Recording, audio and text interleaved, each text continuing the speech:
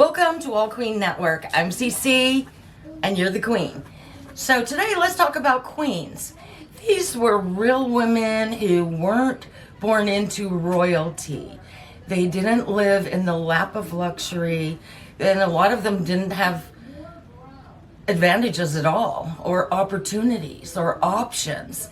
So we're going to go back to 1816 and carry on from there. So let's get started. So the first queen we are going to talk about is Charlotte Bronte. She was born in 1816, and she was a writer. She was a poet and a novelist, but in the beginning, women weren't supposed to be writers. Nobody was going to read them anyway, and it just wasn't done.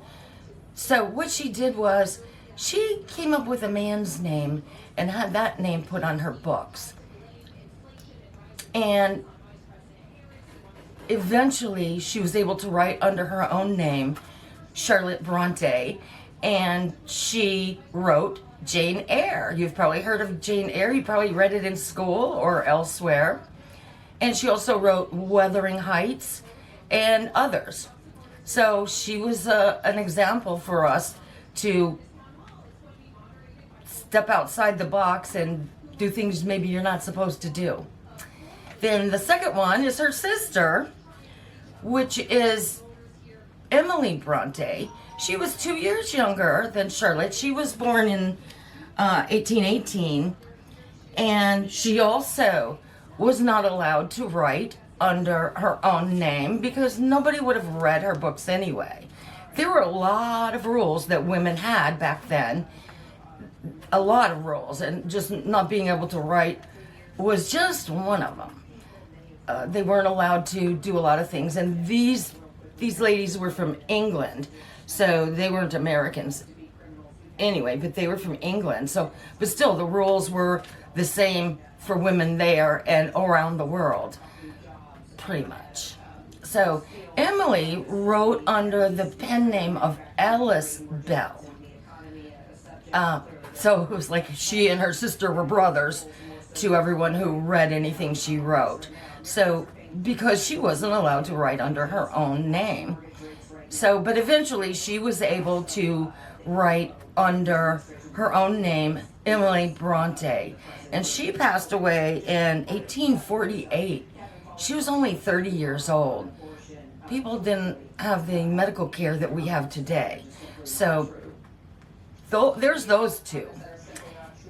But they really ruled their universe and did things they weren't supposed to do. And then we have Sojourner Truth. She was born into slavery and had children. She was a mother. And eventually when the slaves were freed, she was set free so she could do not whatever she wanted, but she could do a lot more than before that, for sure. And she lost contact with some of her children and didn't know where they were. You know, we didn't have cell phones back then, or even telephones. Let me see.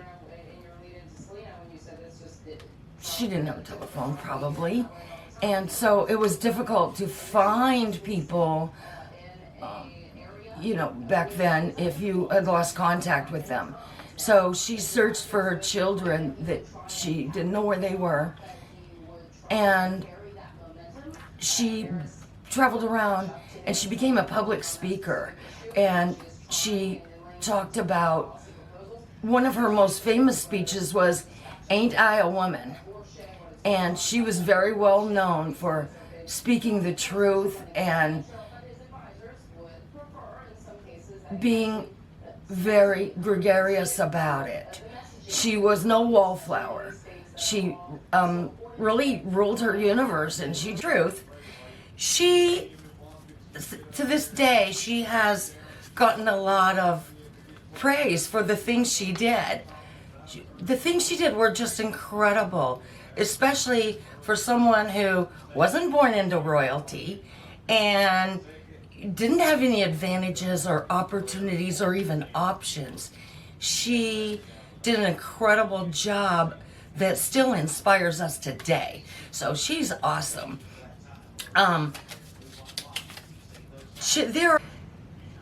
There are memorials dedicated to Sojourner Truth all across the country, including Washington, D.C., Massachusetts, California, New York, Ohio, and Michigan, and probably others, including the Sojourner Truth Memorial Highway in Michigan. Sojourner Truth is the first African American woman to have a statue in the Capitol building in Washington, D.C. You can see it in Emancipation Hall in the U.S. Capitol Visitor Center. Then we have Victoria Woodhull. She, in 1872, she ran for President of the United States, which was completely unheard of because women weren't even allowed to vote at that time.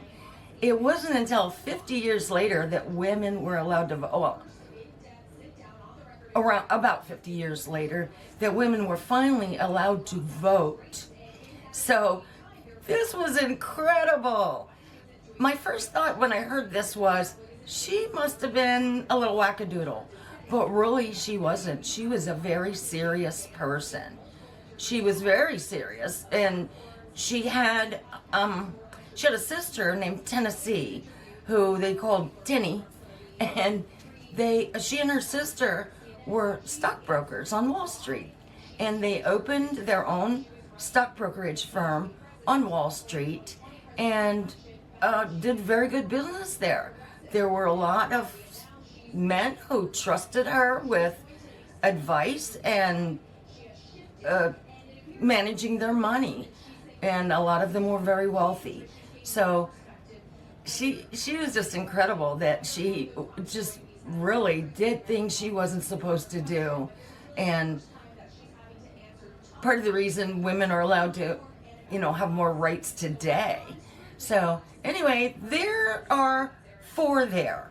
We had Charlotte Bronte, Emily Bronte, Sojourner Truth, and Victoria Woodhull. So they didn't have any crowns. There wasn't any marriage to relatives, and nobody got beheaded. Unlike those other queens that we talked about in one of the other videos, these women were regular people who really gave us something to aspire to. They're an inspiration to all of us. So, thanks for watching. And don't forget to love yourself.